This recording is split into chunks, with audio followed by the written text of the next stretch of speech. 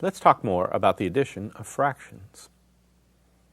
Let's add 1/10 plus 4/15. 1 over 10 plus 4 over 15. To add fractions together, the denominators must be made the same. So we will ignore the numerators for now and focus on the denominators. Let's find the smallest number that can be the common denominator. Let's find the least common denominator. First, we will break the denominators down into their prime factors. This is called prime factorization. So here, we've taken 10 and broken it down into its prime factors. 10 is equal to 2 times 5. Here we've broken 15 down into its prime factors. 15 is equal to 3 times 5. Notice which factors the denominators share. We can ignore those shared factors and focus on the unshared factors. To create the least common denominator, we must multiply any unshared factors with the other denominator.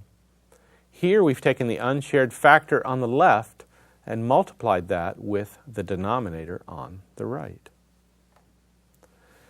Here we've taken the unshared factor 3 from the denominator on the right and multiplied that with the denominator on the left. To create the least common denominator, we must multiply any unshared factors with the other denominator. Since anything over itself is equal to 1, we must multiply both the numerator and the denominator by the unshared factors to keep the fraction equivalent. So here we've taken the fraction 1/10 and multiplied that times 3 over 3 to give us 3 over 30. Remember, 3 over 30 is the equivalent fraction of 1/10. Here we've taken the fraction 4/15 and multiplied it with 2 over 2. 4/15 times 2 over 2 is equal to 8 over 30. Remember, the fraction 8 over 30 is the equivalent fraction of 4 over 15. Now we've taken our original fractions and created equivalent fractions with common denominators.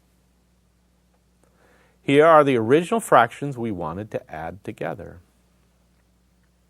And here are the equivalent fractions with the least common denominators.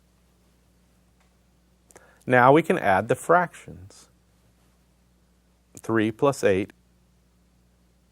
Numerators of fractions can only be added together when the denominators are the same. If we take the resulting fraction and break the numerator and the denominator down into their prime factors, we see that 11 is a prime number and 30 is equal to 3 times 5 times 2. Because the numerator cannot be divided by any factor in the denominator, the resulting fraction is fully reduced. Adding fractions together is one of the most difficult operations in mathematics. But learning the logical process of mathematics will reveal to you the logical process of the world around us.